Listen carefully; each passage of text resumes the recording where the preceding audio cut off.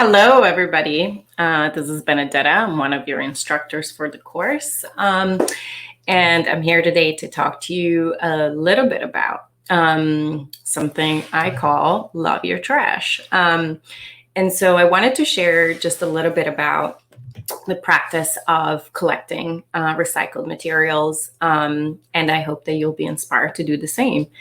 So to give credit where credit is due, I wanted to share where the inspiration for that comes from. And so years ago, I went to visit a school in New York City that follows what's called the Reggio Emilia method, which is an approach to early childhood education that's very play-based. One of the things that they focus on is exploring materials and very much like hands-on learning and experiential learning in the classroom.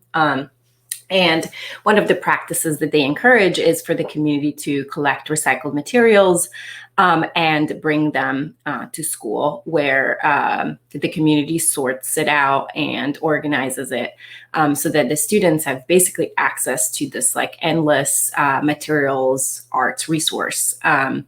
And so this one school had this beautiful materials art center that I got extremely inspired by. Everything was color coded and color sorted and organized by type of material. So I was really inspired to take this on and see what my trash would look like if instead of just recycling things, I actually started to collect them for reuse. And so I've been doing this now for years, and it's been super useful for prototyping and just to have access to materials, especially at a time like now where your access to resources and supplies might not be the same. And so let's see what some of my garbage looks like. And so I will show you what I have been collecting for a few weeks now. This is, as I said, a few weeks worth of materials. I, don't have much more space than this. So this is just, as much as I can actually store in my small house. And I didn't, have much other opportunity to organize other than just I sorted out in 3 different bins. So I have a bin for kind of cardboard and paper stuff.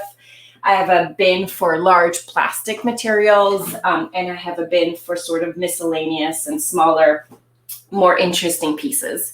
And so let's just take a look at some of my absolutely favorite pieces that I collected. So one thing is I really like to collect like small boxes. As a designer, I have a philosophy of never make a box, just because there are so many boxes available that you can just very easily transform, modify, cut holes, into something that's already existing. This I thought was interesting because it was actually the mat for a frame, but it's so stiff that you can start to build like 3D structures out of them. Obviously, lots of cardboard rolls, and some type of materials come with really interesting pieces. This I think was for bottles, and it's a really nice kind of, pre-cut cardboard that really allows you to build different types of 3D structures.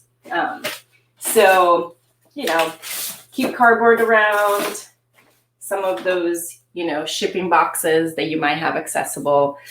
On the sort of smaller pieces, there's some really interesting stuff, like this is like a container for tomatoes, which I think could make, really interesting prototypes, or if you're doing some like world building exercise, I feel like it can give you lots of inspirations.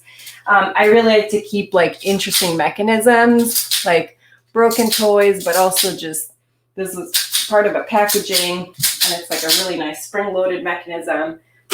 Natural materials, so when you go to the beach or the park, you could collect some of that.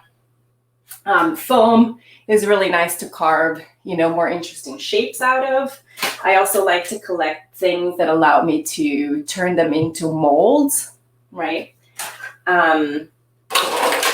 This is a very interesting piece that I don't know what I will be doing with, but I thought was really cool. Little foam pieces. Again, interesting shapes that you can use for molds. And then on the kind of larger plastic side, I've been keeping like kind of interesting looking pieces. And again, you know, they can come handy when you're working on a prototype, or you can just look for these materials also sometimes for like inspirations. I like bottles a lot for different purposes, but also because you can make all kinds of lamps, light fixtures, different like sound tools, or like meditation tools, like mindfulness jars. There's some really hardy plastics out there that you can very easily disguise. If you were like to prototype a device, you could like attach buttons or create an interface. Plastic sheets that you can find also make for really good like see-through screens if you were trying to prototype a device of some sort. Some of my absolute favorite are containers like this. They're like, you know, food containers. These make for absolutely perfect containers to grow plants, veggies, all sorts of, you know, seeds in, because they already have holes for irrigation. They're sort of like the perfect depth. And for the time that you want to keep your seedlings protected, they have a lid. So I grow a lot of things. Of course, I had this like one example I wanted to show you, and I went away for a couple of days and my plants died. So there's that. This is a very kind of interesting light bulb shaped. This was a takeout container for a drink. And so sometimes I keep little pieces of, you know, this is like a glass cap. And if you put, you know, a little light behind it, it will like diffuse it. So it lets you play with the properties of different materials that you might normally not have access to, right? Because you might not have access to like the ability to shape plastic in this sort of way. So I use them for molds. I use them to like prototype interfaces, things that light up. I make a lot of lamps and light fixtures out of these things, and I grow a lot of things at home. Because if you think about it, you know, you could use like a container like this. You could probably find some soil at a park. You can harvest some seeds from just the food that you eat that you're discarding, and all of a sudden you're growing your own personal garden. And of course, if you find yourself ever in the presence of children or younger adults, this is a great kind of craft, you know, materials art center that they would absolutely love to build things out of. So with that, I really hope that you might want to give this a try.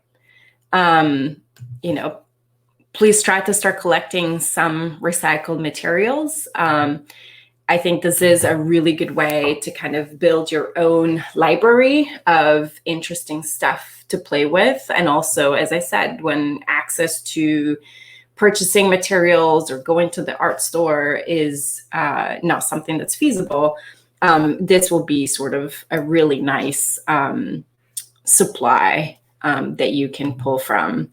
And also you're doing your part, right? I was really good at recycling, but I really enjoy reusing things and saving some of these things that might not actually get recycled properly. And you're saving them from the landfills. So good luck. I look forward to seeing what, interesting garbage you collect and what you make out of them. Thank you.